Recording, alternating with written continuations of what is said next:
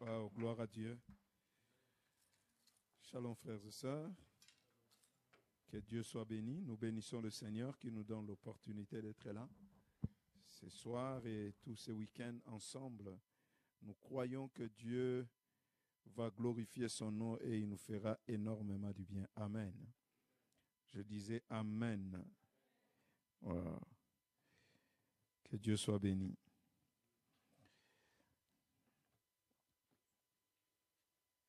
Cherche un moyen de déposer ça. Ah, ok, c'est plus simple. Voilà. En tout cas, merci au pasteur Francis ainsi que son épouse Bijou. Merci beaucoup. Merci pour cette marque de confiance et de nous permettre d'être là à ces mois particuliers, mois de la famille.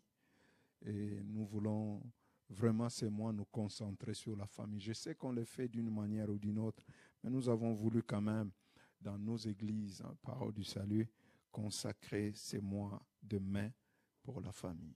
Pensez à la famille, priez pour la famille, de gestes qui vont marquer les familles, les membres de nos familles. Et Dieu sera glorifié, mais nous aussi nous serons édifiés. Et en tant qu'Église, nous sommes une grande famille. Et en tant qu'Église, nous sommes une grande famille parce que nous sommes frères et sœurs, le fils et les filles de même Père. Et le sang de Christ a fait de nous les membres de la famille de Dieu et nous devons être heureux et fiers d'appartenir à cette merveilleuse famille que Dieu nous a donnée. Amen. Et Dieu soit béni. En tout cas, je suis heureux d'être là et de partager ce week-end avec vous. C'est vrai que ça n'a pas été facile avec plusieurs responsabilités, de trouver un temps, de trouver un moment, mais nous avons bousculé ce que nous pouvions bousculer pour être là. La raison pour laquelle mon épouse ne pouvait pas être là jusqu'à la dernière minute, on a essayé de forcer, mais c'est très difficile par rapport à d'autres responsabilités qu'il y avait. Et c'était prévu, la date où c'était prévu, moi j'ai changé parce que je ne pouvais pas être là, donc ça perturbait tout le programme qu'elle avait à côté. Mais que Dieu soit béni, le pasteur a dit, c'est une partie remise, donc il y a prochaine fois. Amen. Gloire à Dieu. Je veux ce soir, ça finit à 21h comme à Paris ou bien ici? Ah, ok. Parce qu'on est à Bordeaux, on ne sait jamais. Non. Alors, je vais lire avec vous quelques portions d'écriture, une histoire que vous connaissez. Et après, nous allons partager quelques pensées. Mais j'aimerais vraiment que ce soir, nous puissions prier. Parce que c'est important de prier et prier encore. Alors, nous allons faire la lecture un peu en sautant quelques passages. Je vous invite à lire avec moi Jean chapitre 11. Premièrement, le verset 17, et puis nous allons aller pour lire le verset 38 à 44. Jean chapitre 11, verset 17, et puis le verset 38 à 44. La Bible dit ceci: à son arrivée, Jésus trouva que Lazare était depuis 4 jours déjà dans les tombeaux. Verset 38 à 44. Jésus, de nouveau profondément indigné, s'est rendu au tombeau. C'était une grotte, une pierre fermait l'entrée. Jésus dit: enlevez la pierre. Marthe, la sœur du mort, lui dit: Seigneur, il sent déjà, car il y a 4 jours qu'il est là. Jésus lui dit: n'ai-je pas dit que si tu crois, tu verras la gloire de Dieu? Ils enlevèrent donc la pierre de l'endroit où les morts avaient été déposés. Jésus leva alors les yeux et dit: Père, je te remercie de ce que tu m'as écouté. Pour ma part, je savais que tu m'écoutais toujours, mais je parlais à cause de la foule qui m'entoure, afin qu'ils croient que c'est toi qui m'as envoyé. Après avoir dit cela, il cria d'une voix forte: Lazare, sors! Et le mort sortit, le pied et les mains attachés par des bandelettes et le visage enveloppé d'un linge. Jésus leur dit, détachez-le et laissez s'en aller. Amen. Père, nous voulons te recommander ce moment et solliciter l'assistance de ton esprit dans le moindre détail de cette heure. Dispose nos cœurs et nos esprits, nourris notre âme, instruis-nous selon ta sagesse. Dépose une parole, un mot, une phrase dans notre cœur. Que cette soirée, Seigneur, puisse apporter quelque chose de nouveau dans notre vie et renouveler notre entendement. Bénis ta parole qui est la vérité. Ce n'est pas la parole d'un homme, c'est ta parole. Donne la force et l'autorité à cette parole pour que puisse changer notre vie. Nous te bénissons ce soir, le Dieu de la famille. Que toute la gloire te revienne. Amen. Gloire à Dieu. Ce soir, j'aimerais partager avec vous sur ces sujets. La tombe ne vaincra pas. Quelqu'un peut en cours dire à quelqu'un, la tombe ne vaincra pas. La tombe ne vaincra pas. L'histoire de Lazare, c'est une histoire connue de plusieurs d'entre nous. Tous lecteurs de la Bible, même ceux qui ne lisent pas la Bible, connaissent l'histoire de Lazare. Cet ami de Jésus, il n'y avait pas que Lazare comme ami de Jésus, mais la famille de Lazare. Parce que la Bible ne nous parle pas de leurs parents, mais la Bible nous parle de frères et de ses deux sœurs. Cette famille merveilleuse qui ont pris l'habitude d'accompagner Jésus, d'assister Jésus, d'être avec Jésus. C'était une famille amie à Jésus. Et nous connaissons l'histoire, ce qui est arrivé à leur frère Lazare. Donc la famille était, il y avait le drame qui est arrivé dans la famille de Lazare. Dans cette famille que nous connaissons qui était composée de 3 personnes. Lazare, leur frère, est tombé malade. Le seul homme qui était dans la maison. Dans la famille, il y a un problème. Il y a un problème, c'est qu'un des membres de la famille est touché. Est touché par une maladie. Par une situation auquel les autres n'étaient pas préparés à vivre ça. Auquel les autres ne s'y attendaient pas. Mais c'est arrivé dans cette famille. Malgré leur attachement à Jésus, les problèmes n'ont pas évité leur maison, leur famille. C'est arrivé. Vous savez, frères et sœurs, qu'importe peut-être notre attachement à Dieu, notre relation avec le Seigneur, notre famille peut être touchée. D'une manière ou d'une autre. Notre famille peut être touchée par une situation dramatique, par une situation triste. La famille a été touchée, non pas de manière globale, mais un membre a été touché et toute la famille a été affectée. Toute la famille a été déstabilisée. L'harmonie a été brisée. Quelque chose n'allait plus dans la maison. Quelque chose ne marchait plus. Lazare qu'on avait l'habitude d'entendre, on ne l'entend plus. Lazare avec qui on avait le temps de rester longtemps au salon pour discuter, il n'est plus là. Lazare est enfermé quelque part. Lazare est malade. Peut-être Lazare rigolait, il était celui qui mettait l'ambiance à la maison. Mais l'ambiance n'est plus là parce que Lazare, celui qui mettait de l'ambiance, celui qui parlait, qui encourageait, n'est plus là. N'est plus dans son état normal. Il y a un dysfonctionnement dans la vie de Lazare. Et ce dysfonctionnement a affecté toute la maison. Lazare est malade. Lazare représente un membre de la famille. Lazare peut représenter un père, une mère, un enfant ou une relation familiale quelconque. Lazare peut représenter ceux qui vous sont chers. Mais pour une raison ou une autre, ils ne sont plus en état d'accomplir leur mission. Ils ne sont plus dans l'état de répondre à vos besoins. Ils sont malades. Lazare n'est plus ce qu'il était hier. Quelque chose s'est passé. Lazare n'a plus ce qu'il avait hier. Quelque chose s'est passé. À cause de cette maladie, le Lazare de nos familles ne peut peut-être plus être le mari que nous attendions qu'il soit. La femme que nous attendions qu'elle soit. Peut-être cet enfant Lazare, elle n'est plus ou il n'est plus l'enfant qu'on attendait qu'il puisse être. Le frère ou la sœur que vous avez rêvé avoir. Pourquoi? Parce que Lazare est malade. Lazare est malade. Et plus tard, nous voyons dans cette histoire que la mort l'a emporté.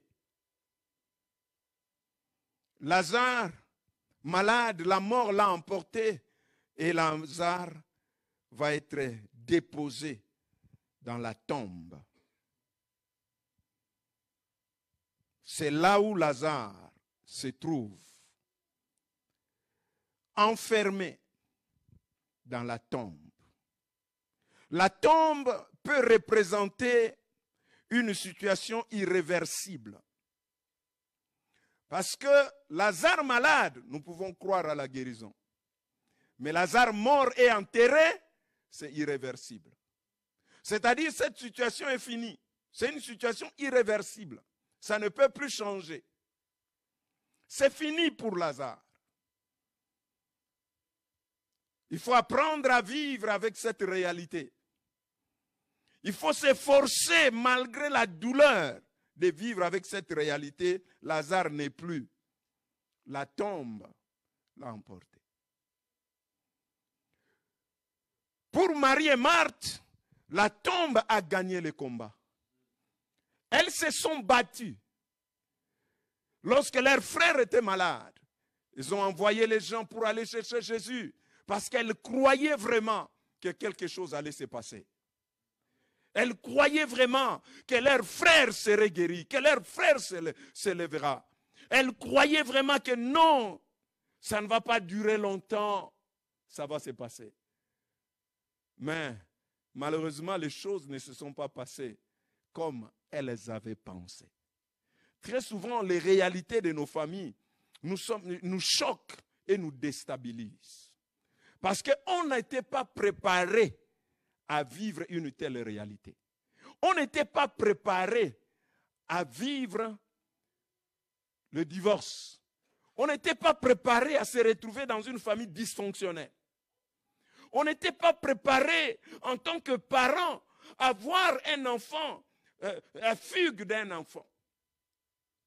On n'était pas préparé un jour qu'on nous dise que oui, votre enfant, il est devenu drogué. On n'était pas préparé à se retrouver un jour avec un père alcoolique.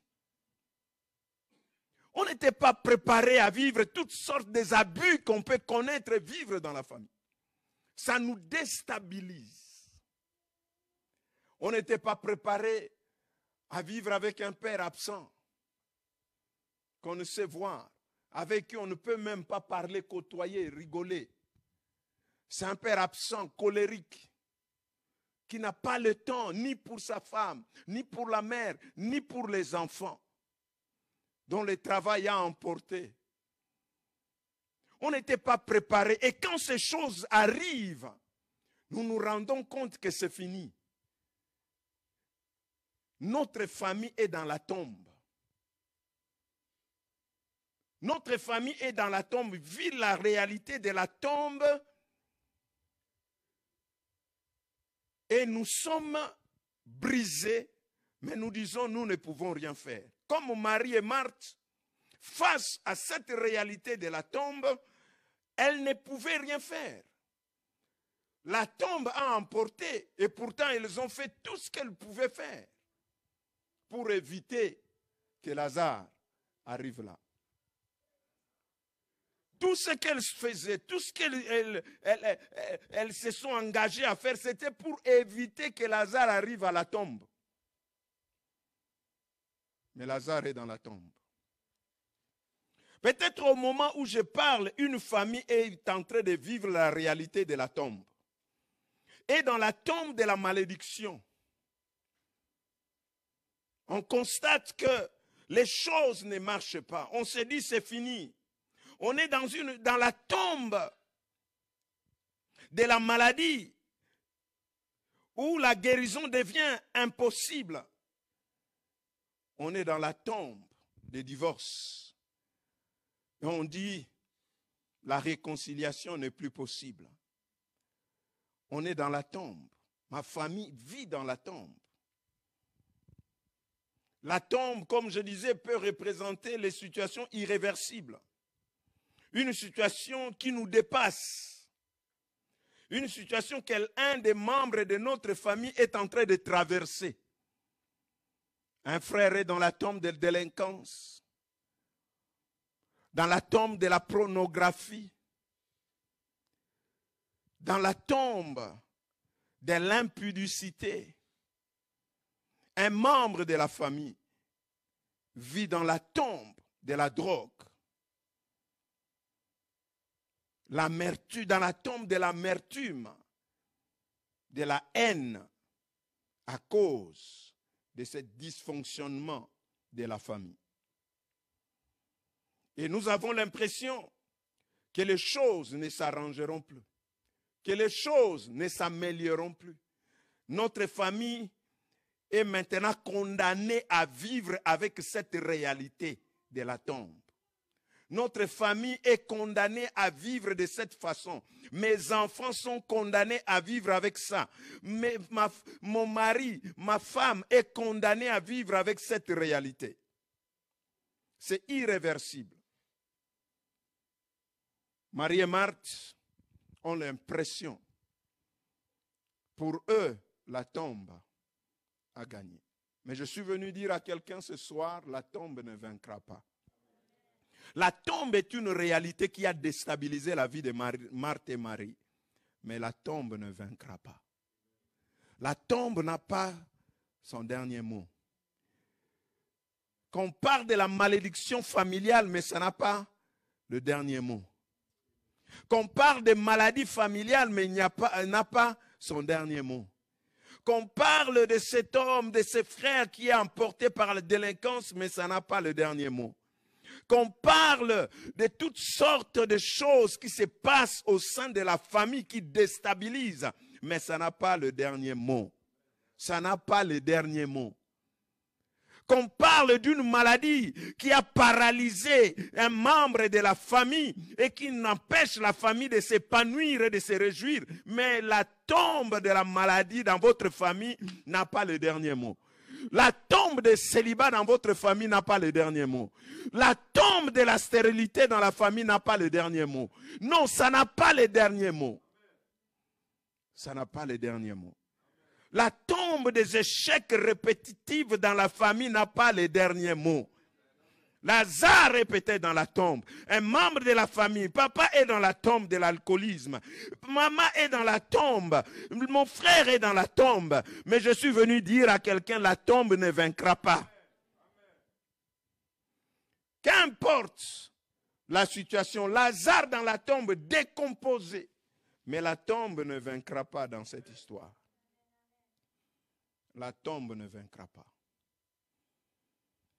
Bien-aimés dans le Seigneur, pour que la tombe ne puisse pas vaincre, nous voyons au travers l'histoire de manière générale de Lazare qu'il fallait que Jésus nous donne l'exemple qu'il faut pour que la tombe ne puisse pas vaincre. Lorsque Jésus a appris que Lazare était malade, la Bible dit que Jésus est resté encore quelques jours. Et quand il est venu, la Bible dit 4 jours après Jésus est venu. Jésus s'est rendu au tombeau, nous dit la Bible.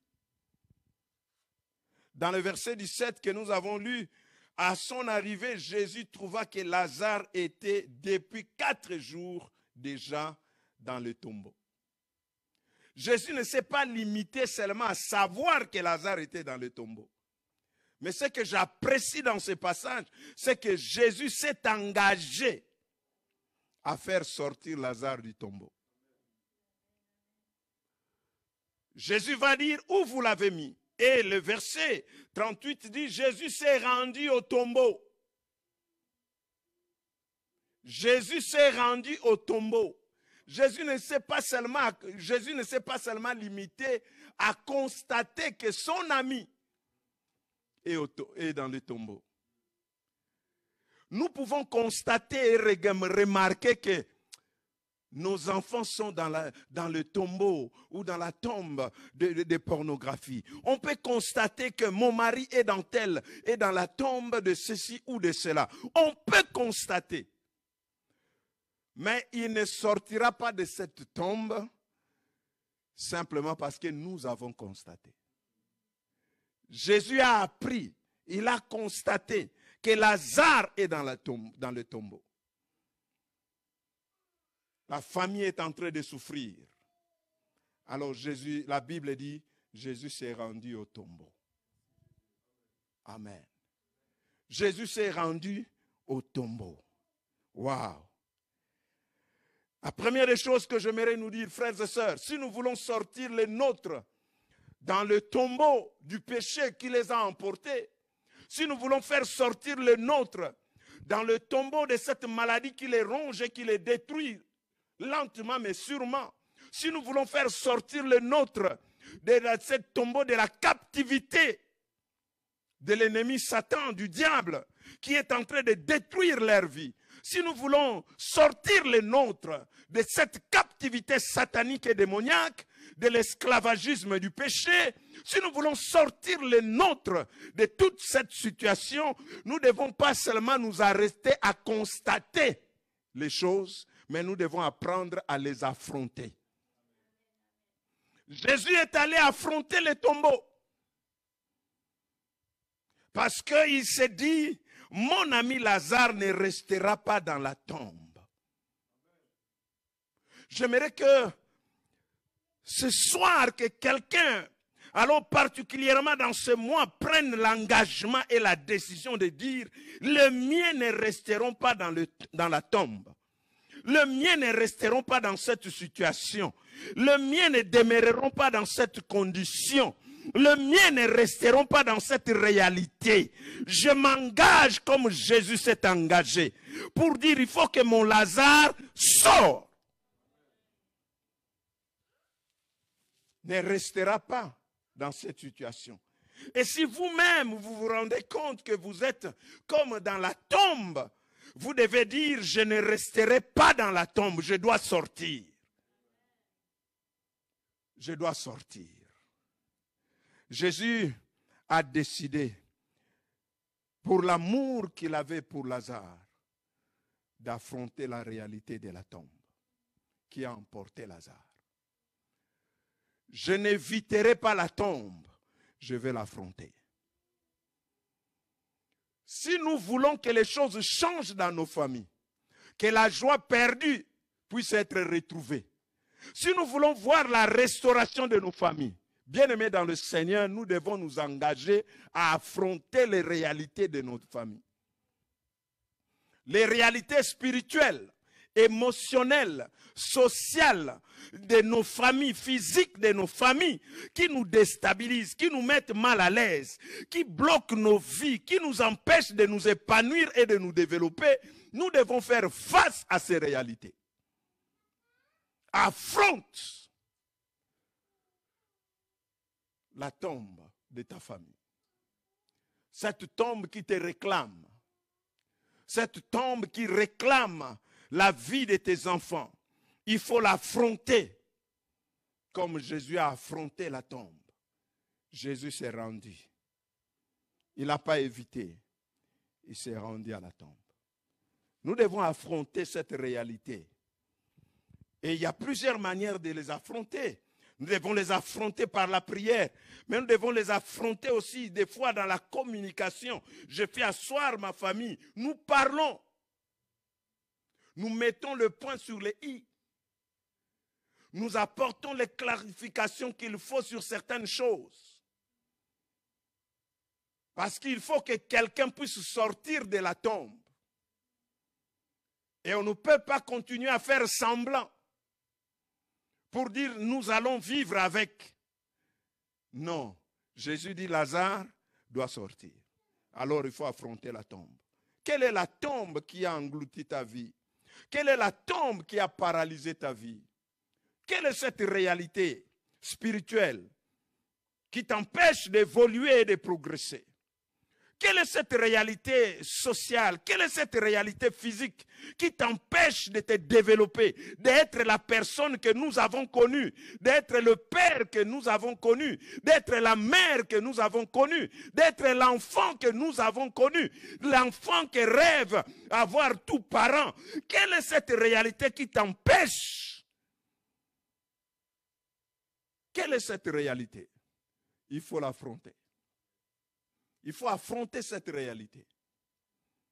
Il ne faut pas l'esquiver. Il ne faut pas l'éviter. Il ne faut pas le fuir. Il faut l'affronter. La réalité culturelle qui détruit la famille aujourd'hui, il faut l'affronter. Toute cette théorie qui fait que la famille ne soit plus la famille comme Dieu l'a rêvé depuis le commencement. L'Église doit affronter cette. L'Église doit affronter cette réalité en proclamant la vérité de Christ, en accompagnant et en encourageant les gens à rester dans le rêve de Dieu, le rêve familial de Dieu, le rêve, la famille telle que Dieu l'a pensée, l'a conçue, l'a imaginée.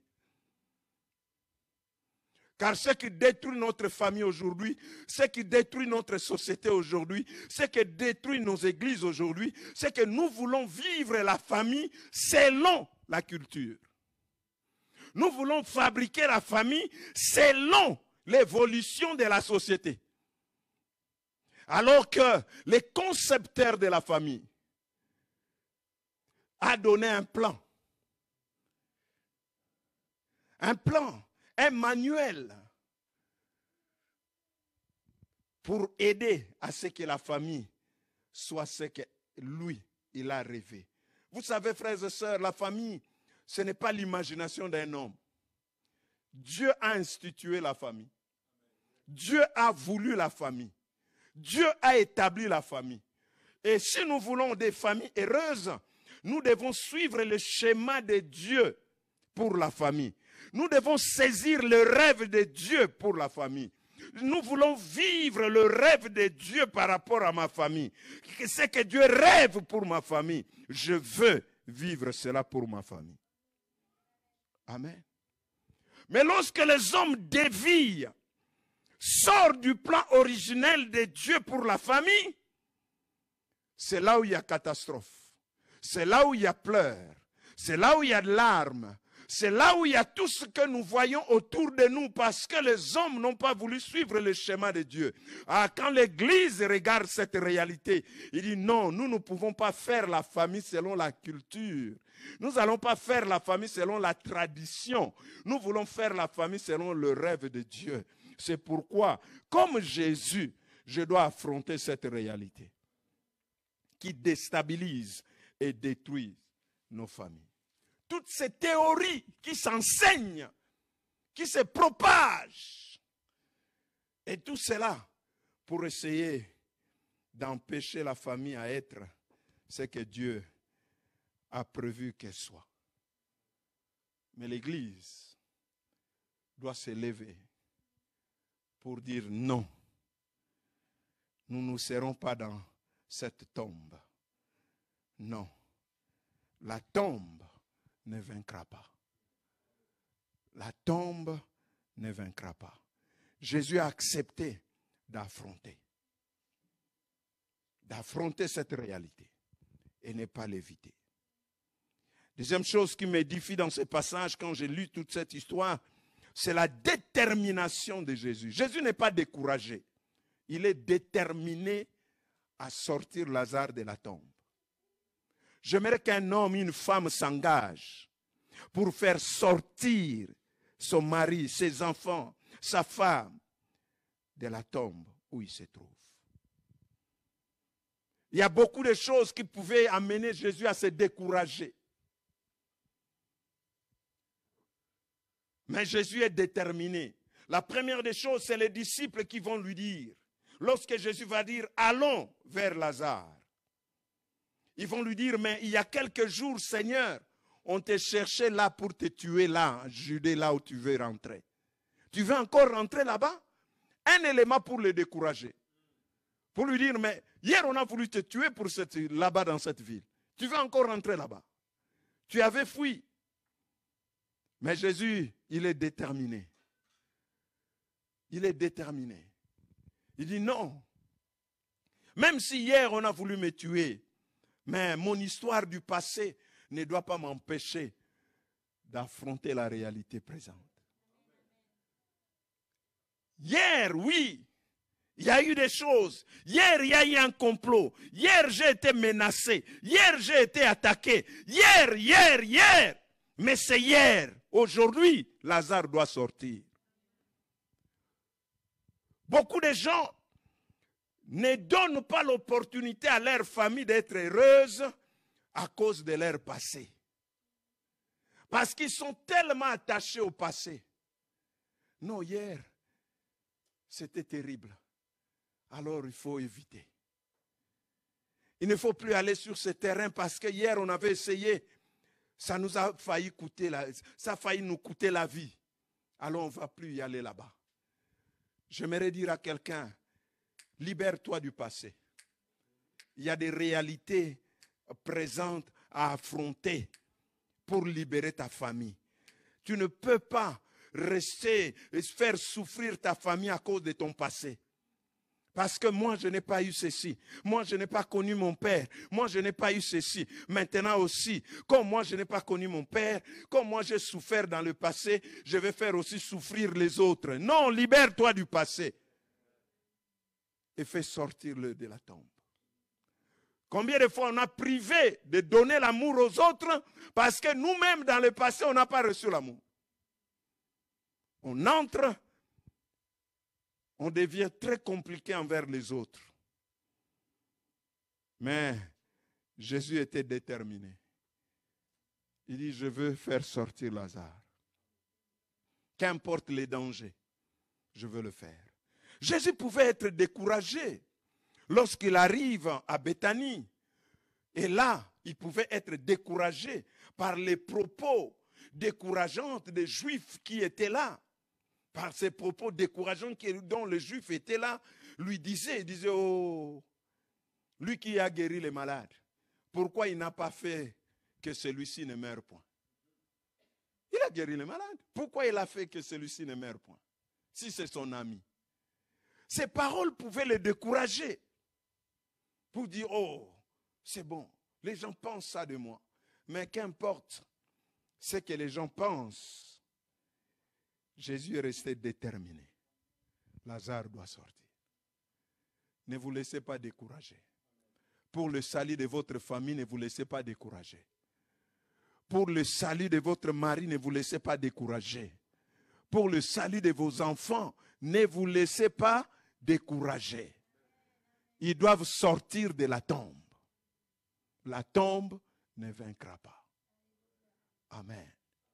Jésus pouvait se décourager et arrêter lorsque Marthe va lui dire, rappeler à Jésus que Seigneur, il le sent déjà. Ça fait 4 jours. Laisse-le. On a déjà appris à vivre avec ça. On va essayer de supporter encore d'autres années. Mais il sent déjà. Jésus pouvait se laisser décourager par l'état des choses. Lazare n'est plus ce qu'il était hier. Lazare est en pleine décomposition. Tout ça là, ça pouvait décourager Jésus pour dire non, ça ne sert à rien. Laisse tomber. Lazare n'est plus ce qu'il était. L'état des choses. Combien d'entre nous sont découragés par l'état des choses? Par la manière dont leur mari est devenu. Cet enfant est devenu. On dit, ah non, à ce niveau-là, c'est bon. Laissez tomber, il sent déjà. Il sent déjà. Il sent le banditisme, il sent déjà. Et on est découragé. Parce qu'au lieu que les choses aille en s'améliorant, les choses vont en s'empirant. Et ça nous décourage.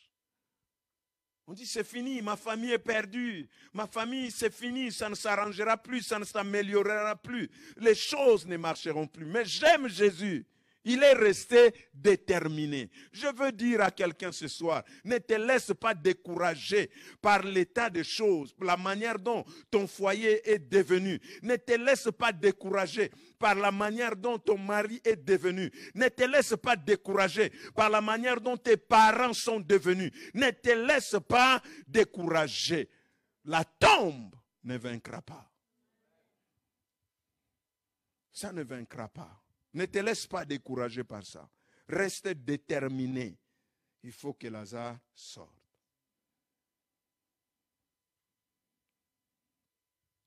Face à la tombe, Jésus est resté déterminé. Au lieu d'être découragé. Face à la tombe qui a englouti la famille, les membres de nos familles, Jésus lève les yeux vers le Père. La Bible dit lorsqu'il est arrivé là, il a levé les yeux vers le Père. Au lieu de regarder au tombeau, il a regardé en haut. Il lève les yeux vers le ciel. Il dit, Père, je te remercie de ce que tu m'exauces, de ce que tu m'écoutes. Pour moi, je sais que tu m'écoutes toujours, mais je le fais à cause d'eux. Face à la tombe qui réclame nos familles, la mort de nos familles, la mort de notre couple, la mort de nos enfants, face à la tombe qui détient captifs les nôtres, Jésus lève les yeux vers le Père, de qui toutes les familles trouvent leur origine. C'est vers lui qu'il lève les yeux pour demander son soutien et son secours. Face aux réalités familiales que nous affrontons, frères et sœurs, nous avons un Dieu. Nous avons un Dieu capable qui est au ciel. Nous avons un Dieu qui est notre Père. Nous avons un Dieu qui peut faire au-delà de ce que nous pensons, même de ce que nous demandons. Non, nous avons un Dieu capable. J'ai dit à une femme, tu as un Dieu. J'ai dit à un homme, tu as un Dieu. J'ai dit à un enfant qui prie pour ses parents, tu as un Dieu. J'ai dit à un parent qui chaque jour cherche, il pleure pour ses enfants. J'ai dit, il y a un Dieu. Il y a un Dieu capable. Il y a un Dieu qui peut faire au-delà de ce que nous pensons. Il y a un Dieu de miracles et de prodiges. Il y a un Dieu qui peut faire sortir ton Lazare de la tombe. Je dis, il y a un Dieu. Lève les yeux vers ce Dieu. Place en lui ta confiance et il agira. Lève les yeux vers lui. Retourne-toi pour dire, je ne dépends que de toi. Pour mon Lazare, je n'ai que toi, Seigneur. Pour ma famille, je n'ai que toi, Seigneur. Il y a un Dieu, là où la psychologie n'a pas pu faire quelque chose, il y a un Dieu au ciel qui peut faire quelque chose. Je dis, là où l'éducateur n'a pas pu maîtriser cet enfant, il y a un éducateur des éducateurs, le créateur, le Dieu qui est capable de faire quelque chose. Je suis en train de dire à quelqu'un, là où les médecins n'ont pas pu faire quelque chose, il y a un Dieu au ciel. Est-ce que quelqu'un peut m'aider à dire à son voisin, il y a un Dieu au ciel? Jésus se tourne, il regarde vers le ciel, il dit, Père, il y a un Dieu. J'ai un Père capable. J'ai un Père responsable. J'ai un Père qui peut faire quelque chose pour moi.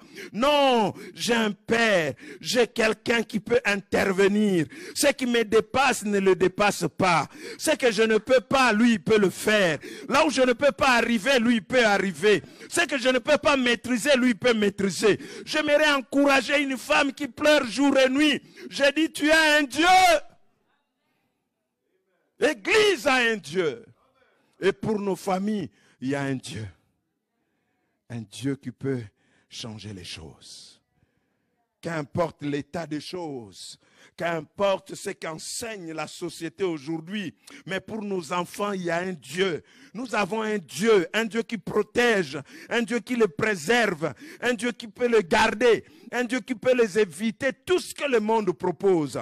J'ai dit, il y a un Dieu. Il lève les yeux vers ses dieux. Et il reconnaît le Père qui peut faire au-delà. Face à la tombe, Jésus est déterminé. Face à la tombe, Jésus lève les yeux. Il ne se focalise pas sur la réalité de Lazare, sur la réalité de la tombe. Il se focalise sur Dieu. La Bible nous encourage à avoir le regard fixé sur Jésus. Lorsque la tempête a soufflé, Pierre marchait sur l'eau.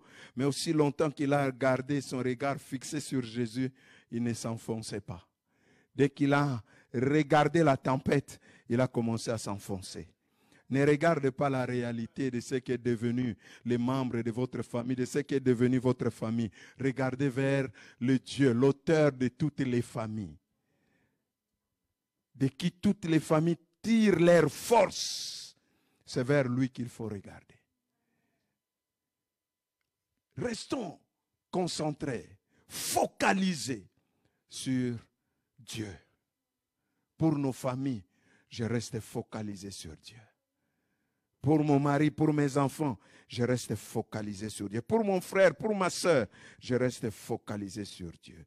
Pour ma mère, pour mon père, je reste focalisé sur Dieu. Dieu peut le faire. Parce que Dieu est capable. Parce que Dieu est capable. On raconte l'histoire, je ne sais pas si je l'ai déjà dit ici, mais d'un homme qui, très ivrogne, chaque soir lorsqu'il rentrait chez lui, il se mettait à taper sa femme, les enfants. C'était le débandade total. Tout le monde savait, quand c'est le soir, le papa va venir, tout le monde se retire. Mais les coups étaient toujours au rendez-vous. Cette mère priait, cette femme priait, priait encore. Jusqu'à ce qu'un jour, il a vu que son mari n'est pas rentré dans les heures habituelles, comme il avait l'habitude de rentrer. Il est rentré un peu plus tard que d'habitude. Et quand le mari est rentré ce jour-là, le mari ne titubait pas comme d'habitude. Il était correct, normal. Et il est entré, cet homme, la première des choses qu'il a fait, c'était de serrer sa femme entre ses mains. Exceptionnel. La femme n'en revenait pas. Qu'est-ce qui se passe? Qu'est-ce qu'on me réserve? Est-ce qu'après ça, là, quel coup je vais recevoir? Mais il va inviter sa femme à s'asseoir. Et il commence à lui relater ce qui lui est arrivé. Pour dire qu'au niveau de mon travail, un de mes amis m'a invité à une réunion de full gospel. Pour lui faire plaisir, je suis allé. J'ai écouté la parole. J'ai été touché et j'ai accepté Jésus dans ma vie. La réunion avait fini, ça fait longtemps, mais j'étais dans ma voiture, je n'arrivais pas à démarrer. J'ai pleuré mes péchés. J'ai pleuré tout ce temps où je ne pouvais pas venir. J'étais dans ma voiture en train de pleurer, de crier vers Dieu, de demander pardon à Dieu. J'ai pleuré, je pleurais jusqu'à ce que j'ai eu le courage de revenir.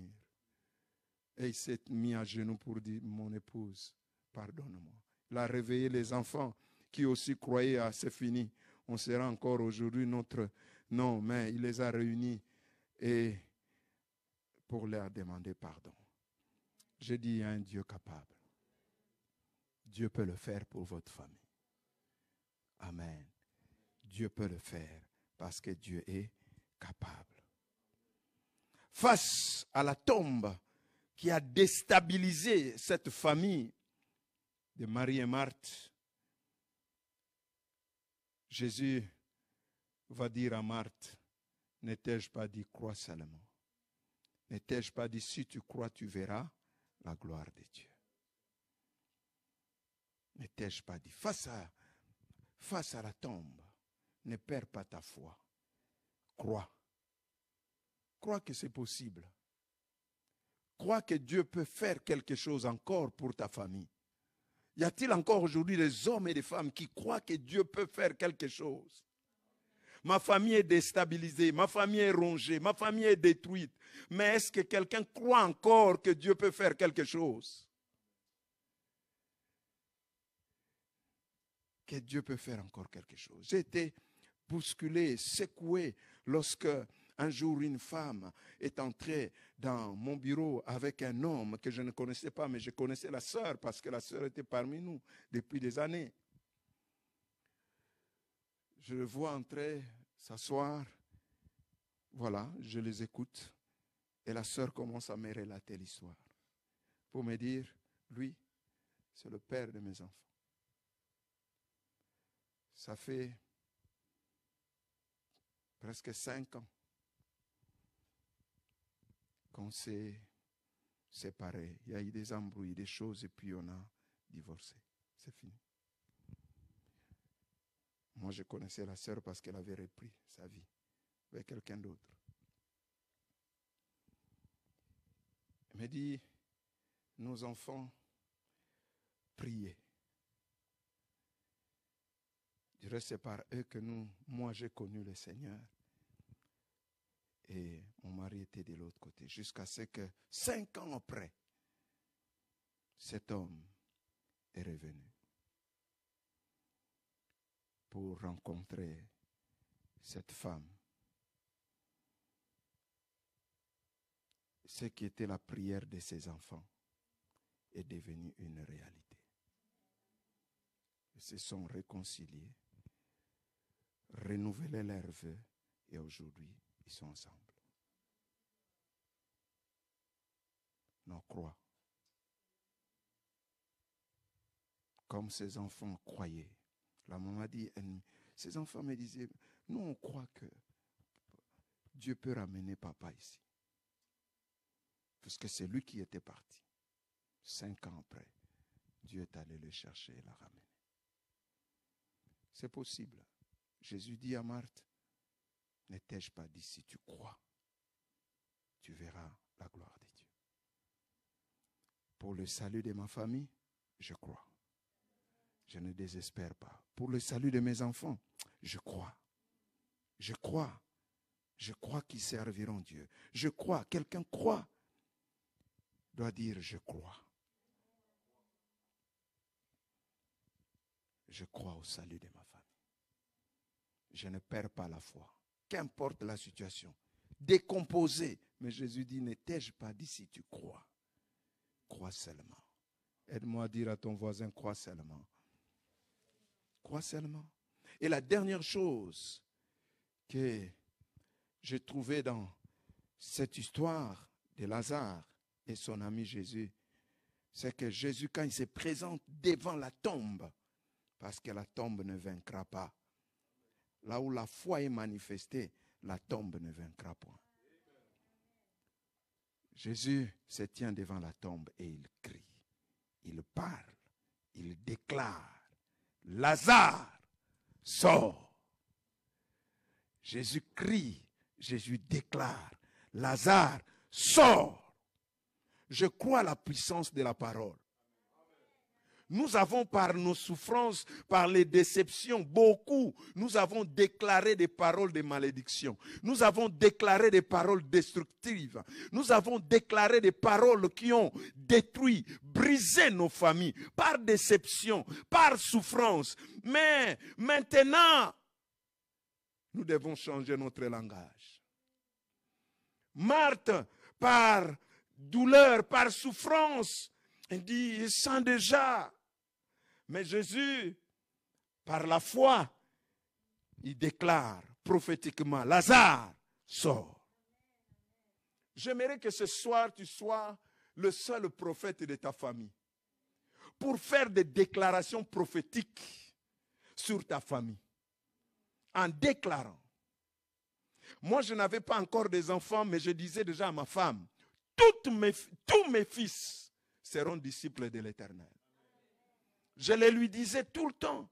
Et quand j'ai eu l'aîné, mon premier fils, j'ai dit, mon fils, la Bible déclare, tous tes fils seront disciples de l'Éternel. Deuxième, j'ai dit, tous tes fils seront disciples de l'Éternel. Et aujourd'hui, tous servent Dieu. J'ai béni Dieu parce que la délinquance ne les a pas emportés. Mais ils servent Dieu. Non pas parce qu'on les force, mais parce qu'ils ont rencontré Dieu, ils aiment Dieu et ils les servent. Des fois, c'est nous qui les calmons. On dit non, non, non, non, vous abusez là, vous commencez à abuser. Mais, parents, parlez. Non, parlez prophétiquement sur vos enfants. Parlez. Même quand vous ne les avez pas encore, parlez. Parlez. Cette parole le poursuivra. Cette parole va les pourchasser. Cette parole-là va s'attacher à leur vie. Même si vous trouvez que vos enfants commencent à se dévier un peu, parlez. Il y a une puissance dans la parole. Jésus a dit seulement, Lazare sort. Lazare sort. Je ne sais pas comment ça va se passer, mais la parole va faire le travail. La parole va redonner la force. La parole va redonner ce qui a manqué. Lazare était déjà décomposé. Mais quand Jésus a déclaré Lazare sort, Lazare commençait à être composé. Et Lazare est sorti. Ce n'est pas un ange qui est descendu pour récupérer Lazare, mais la parole qui était déclarée, cette parole est descendue jusqu'à la tombe, aller chercher Lazare, malgré lié, l'a emporté pour le faire sortir dehors. Je crois à la puissance de la parole. Je crois à la puissance de la parole. Je crois que les parents doivent se lever maintenant. C'est l'heure où les parents doivent se lever pour commencer à faire des déclarations prophétiques sur leurs enfants, pour faire des déclarations prophétiques sur votre couple, pour faire la déclaration prophétique sur votre famille. Arrêtons de maudire nos familles. Arrêtons de parler que de mal de nos enfants. Arrêtons de les injurier. Arrêtons de les critiquer. Arrêtons de parler du mal. Apprenons maintenant à les faire sortir de leur situation, à les faire sortir de la tombe de délinquance, à les faire sortir de cette tombe de la drogue, à les faire sortir par la déclaration. Les choses peuvent se passer. J'aime le père de la Bible. Ils apprenaient à bénir leurs enfants.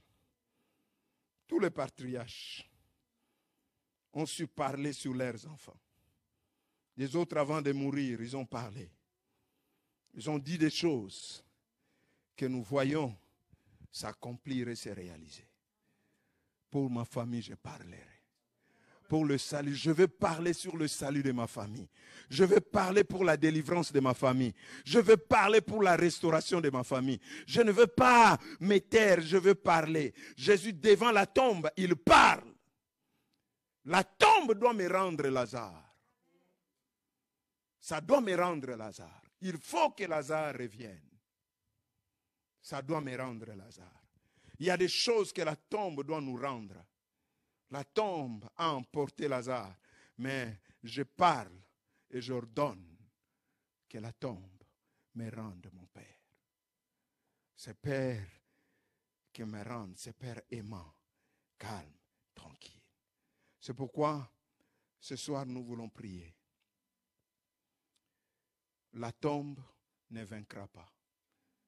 Je ne sais pas qu'est-ce que représente pour vous la tombe qui a déstabilisé votre vie, peut-être votre propre famille, auquel ce soir vous devez parler, devant laquelle vous devez parler, être déterminé, focalisé sur Dieu, avec foi et déclaration prophétique. Nous sommes dans le mois de la famille.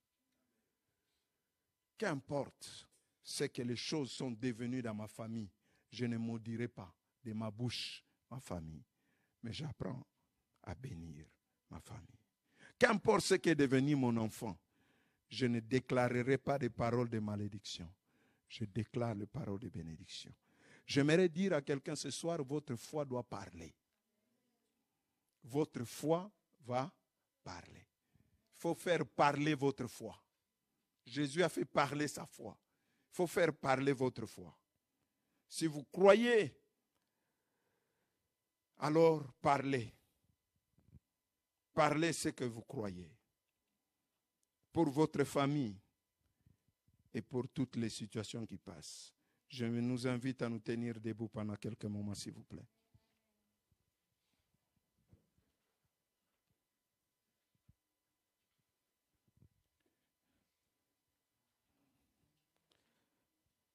La première des choses que je veux nous inviter à faire ce soir, c'est d'élever nos yeux vers le Père, de qui toute la famille tire la force. Et comme Jésus, bénissez Dieu pour votre famille. Je ne sais pas dans quelle tombe se trouve votre famille. Quel est le membre de votre famille? Dans quelle tombe est un des membres de votre famille? Je ne sais pas la réalité spirituelle, sociale de votre famille. Mais j'aimerais aujourd'hui, qu'importe ce qui est devenu votre père, qu'importe ce qui est devenu votre mère, qu'importe ce qui est devenu leur mariage, leur couple, qu'importe ce qui est devenu vos enfants, j'aimerais particulièrement ce soir que vous levez la main. Qu'importe ce qui est devenu votre épouse, votre époux, j'aimerais que ce soir, particulièrement pendant quelques minutes, que vous leviez vos mains pour exprimer votre reconnaissance à Dieu en disant merci Seigneur pour le Père que tu m'as donné, merci Seigneur pour la mère que tu m'as donnée, merci Seigneur pour les enfants que tu m'as donnés, merci Seigneur pour les parents que tu m'as donnés, merci Seigneur pour les frères et les sœurs que tu m'as donnés, qu'importe ce qu'ils sont devenus. Jésus devant la tombe, devant une situation catastrophique, mais il a levé ses yeux vers le ciel et il a dit Père, je te loue, je te loue, je te loue. Et quelqu'un peut élever sa voix et commencer à bénir Dieu par rapport à sa famille, à un membre de sa famille, qu'importe l'état de votre famille décomposée, composée, oh famille déchirée, qu'importe l'état de votre famille, oh qu'importe l'état, femme seule, qu'importe l'état de votre famille, mais élevez votre voix et commencez à bénir le Seigneur. Commencez à bénir le Seigneur. Commencez à bénir le Seigneur. Commencez à bénir le Seigneur ce soir. Nous sommes là pour être reconnaissants à Dieu envers ma famille. Commencez à bénir le Seigneur, à louer le Seigneur. Pendant quelques minutes, exprimez à Dieu votre reconnaissance. Pour les uns, c'est peut-être avec douleur dans l'âme, à cause de ce que ce père-là est devenu. Ah, vous souffrez dans votre cœur à cause de ce que le père est devenu, à cause de ce que cette mère est devenue. Mais ce soir, allez au-delà de votre douleur, au-delà de votre souffrance. Même s'ils sont déjà, ils sentent encore la drogue, ils sentent encore l'infidélité, ils sentent encore ces choses. Mais j'aimerais que de là où vous êtes, allez au-delà de votre douleur pour commencer à bénir le Seigneur, pour commencer à rendre grâce à Dieu. Commencez à dire merci Seigneur, merci Seigneur, merci Seigneur. Vous dites mes parents ne sont pas un modèle pour moi. Je sens cette douleur, je comprends cette douleur. Ils vous ont abandonné, ils vous ont laissé. Je comprends, ils ont abusé de vous, je comprends. Mais allez au-delà de cette douleur ce soir. Parce que quelqu'un doit sortir de la tombe. Voilà pourquoi vous bénissez le Seigneur. Parce que votre famille doit sortir de la tombe. Voilà pourquoi vous commencez par bénir le Seigneur. Je bénis le Seigneur parce que quelqu'un va sortir. Un membre de ma famille va sortir de la tombe. Je crois que dans ma famille, il y aura un miracle. Il y aura un miracle, il y aura une résurrection. Quelqu'un sortira de la tombe de la malédiction dans ma famille. Quelqu'un sortira de cette tombe. Quelqu'un sortira de la tombe. Quelqu'un sortira de la tombe de la maladie périodique et chronique familiale. Quelqu'un sortira de ce cycle. Quelqu'un va sortir. Dans ma famille, la tombe ne vaincra pas. Dans ma famille, la tombe ne vaincra pas. Pour mes enfants, la tombe ne vaincra pas. Pour ma famille, la tombe ne vaincra pas. Si la tombe a emporté tout le monde, mais pour les miens, ça ne les emportera pas. Ça ne vaincra pas. Ça ne vaincra pas. Ça ne vaincra pas. Ça ne vaincra pas. Ça ne vaincra pas. Ça ne vaincra pas. Ça ne vaincra pas. La tradition ne vaincra pas. Ça ne vaincra pas. Je proclame, je bénis Dieu. Je bénis Dieu pour l'épouse que j'ai. Je bénis Dieu pour mes enfants. Je bénis Dieu pour leur vie. Je bénis Dieu pour leur consécration. Je bénis Dieu pour leur attachement à Dieu. Je bénis Dieu pour leur engagement et leur service. Oh Père, je te bénis. Je te bénis, Seigneur. Je te bénis, Seigneur. Reçois la gloire et l'honneur. Merci. Deuxième chose que j'aimerais que nous fassions aujourd'hui avec foi, c'est de faire des déclarations prophétiques sur nos familles. Particulièrement sur ces personnes que nous trouvons, ils sont dans une tombe quelconque. Peut-être que nous avons longuement cité et récité ici. Mais j'aimerais que, dans le nom de Jésus, il y a des gens que tu dois maintenant prophétiquement commencer à faire sortir de la tombe. Pour que la tombe ne puisse pas vaincre. Dans le nom puissant de Jésus. Faire les déclarations prophétiques sur ces personnes et pour ta famille.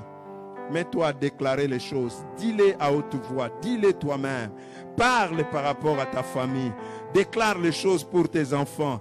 Déclare les choses pour ta femme, pour ton mari. Déclare les choses. Dites les choses en croyant que les choses que je dis, ta foi, que la foi de quelqu'un parle. Si quelqu'un a la foi à l'avenir de son foyer, doit parler pour l'avenir de son foyer. Si quelqu'un a la foi pour le salut des membres de sa famille, il doit commencer à proclamer prophétiquement le salut de ses membres. Si quelqu'un a la foi de faire sortir la foi de la restauration de la famille, doit commencer à proclamer sur la guérison d'une maladie familiale, que quelqu'un commence à parler, à déclarer prophétiquement, à parler, à déclarer prophétiquement, à parler et à déclarer prophétiquement, à déclarer j'aime Esaïe, dit pour l'amour d'Israël, je ne me tairai point, je vais parler, je vais déclarer, je vais confesser, je vais proclamer, je vais déclarer, je vais proclamer, je vais confesser des choses, oh, que ma famille rencontre le rêve de Dieu. Je vais parler.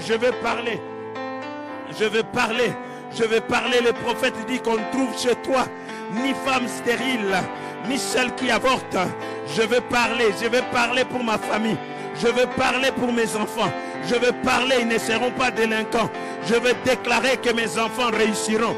Je vais déclarer que mes enfants prospéreront. Je vais déclarer que la délinquance ne les emportera pas. Je vais déclarer. Oh, que les divorces ne frappera pas dans leur mariage. Ils ne connaîtront pas de divorce. Je vais déclarer, les miens se marieront sans divorcer. Je vais déclarer. Ils seront en bonne santé. Je vais déclarer ce soir. Je vais déclarer dans le nom de Jésus. Je vais déclarer. Oh, la tombe n'emportera pas sur eux. La tombe de la malédiction familiale ne les n'emportera pas sur eux, ne remportera pas sur eux. Je vais déclarer, les miens sont mis à part. Les miens sont consacrés à Dieu. Les miens sont consacrés à Dieu. Les miens sont bénis de l'Éternel. Ils sont bénis de l'Éternel. Ils sont bénis de l'Éternel. Je les déclare. Ils sont bénis de l'Éternel. Ils sont bénis de l'Éternel.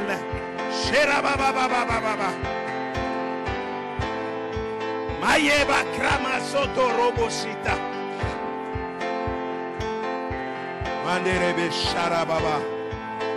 Brakate rebe sato roboshinda rababa.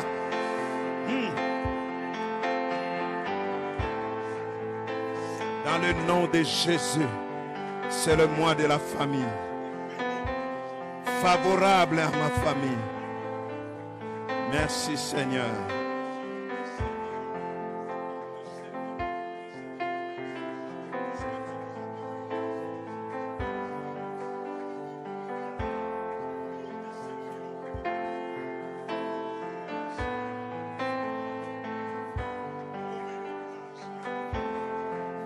Merci Seigneur.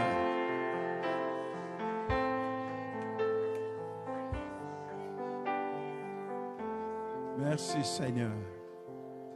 La tombe ne vaincra pas. Merci Seigneur.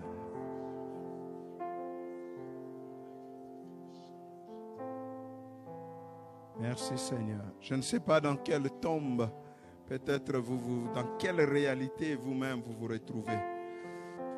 Mais je proclame que la tombe ne vaincra pas. Dans le nom puissant de Jésus, que toute tombe qui vous réclame, nous les faisons taire ce soir au nom de Jésus. Dans le nom de Jésus, nous les faisons taire ce soir. Dans le nom de Jésus, ça ne vaincra pas. La tombe de la maladie ne vous emportera pas au nom de Jésus. La tombe de la stérilité ne vous emportera pas au nom de Jésus. Au nom de Jésus, toute forme de tombe qui vous réclame familièrement. Dans le nom de Jésus. Dans le nom de Jésus. Dans le nom de Jésus. Pour vous, vous devez vous marier et avoir des foyers stables. Pour vous, vous devez être bénis, avoir des familles stables, des couples stables. Dans le nom de Jésus, la tombe ne vaincra pas. Au nom de Jésus. Au nom de Jésus. Merci Seigneur. Merci Seigneur. Merci Seigneur. Tu es notre Père et nous te faisons confiance. Voilà pourquoi nous déclarons, Seigneur, que la tombe ne vaincra pas dans le nom de Jésus. Amen. Que Dieu vous bénisse.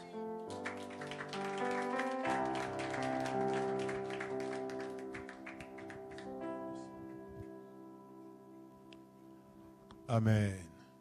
Amen. Que le nom du Seigneur soit béni. Nous bénissons le Seigneur pour ce temps, pour ce message. Les paniers des offrandes vont circuler. Et je rappelle également à tous ceux qui nous suivent via les réseaux sociaux qu'il est également possible pour vous aussi de donner au Seigneur au travers d'un lien Internet qui se trouve sur notre page. Et si vous soutenez cette œuvre, ça sera toujours avec beaucoup de reconnaissance que nous allons prendre cela. Que le nom du Seigneur soit béni. Merci beaucoup, Pasteur Noëlla, pour ce message. Comme nous l'avons dit, nous sommes là ce week-end avec le Pasteur Noëlla. Alors demain, samedi, à partir de 15h, nous sommes dans notre réunion de couple, comme ça a été annoncé. Vous savez, depuis que nous avons commencé, nous n'avons jamais eu de couple. Mais nous avons profité de l'occasion pendant ce mois de famille pour instaurer cela, pour que nous puissions commencer à avoir des réunions de couple. Alors ça, c'est le début. Donc c'est toute tendance confondue. Marié, fiancé officiel, fiancé officieux, union libre, amitié. À partir du moment où il y a quelque chose qui se prépare, vous êtes les bienvenus. Amen. Amen. Et nous croyons vraiment que le Seigneur ne manquera pas de nous faire énormément du bien. Donc demain à partir de 15h, je crois que tous les couples qui ont été enregistrés, vous avez reçu les invitations. Donc même si on n'avait pas publié ça sur les réseaux sociaux, mais au moins les concernés ont des invitations. Donc maintenant que vous avez des invitations, moi je connais qui ont des invitations. Et demain je vais être là avec la liste des présences. Les absents. Vous allez m'affronter. Vous me croiserez sur votre chemin. Je ne vais pas dire les absents, c'est que je vais vous faire, mais vous allez me croiser sur votre chemin. Donc, je sais vraiment que demain, nous passerons de moments merveilleux. Ne manquez pas. Surtout, c'est 15h. Alors, à 15h, soyons là. Ce n'est pas à 15h que vous allez prendre la voiture, mais c'est à 15h que les choses vont commencer. Amen. Donc, que personne ne m'appelle pour dire, pasteur, je suis à l'église, il n'y a personne. Ce n'est pas à l'église, vous le savez. Donc, demain, nous sommes là dans notre réunion de couple et le Seigneur ne manquera pas de nous faire énormément du bien. Amen. Nous sommes arrivés à la fin de notre réunion. Nous voulons nous mettre debout et clôturer ces instants.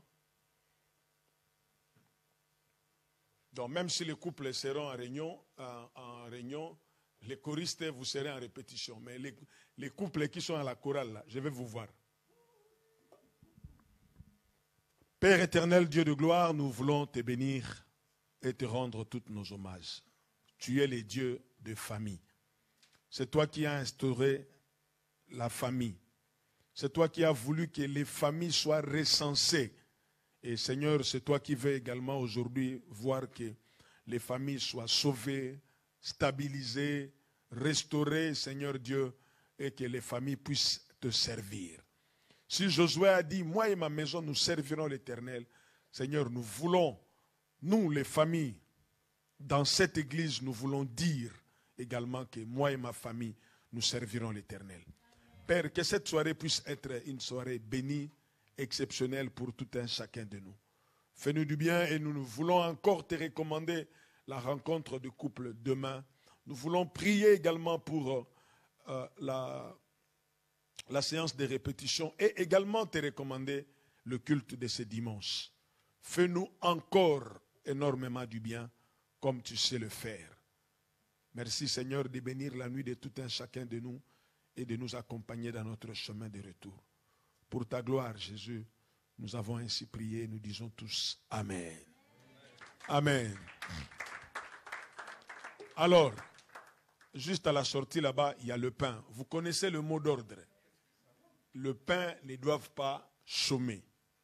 Tout doit être consommé. Si vous ne le consommez pas, c'est votre problème. Vous connaissez ce qui vous attend après si le pain traîne. Consommez le pain, prenez le pain, faites-vous des provisions. Nous sommes comme à l'époque de Jésus, on vous prêche et on vous donne du pain.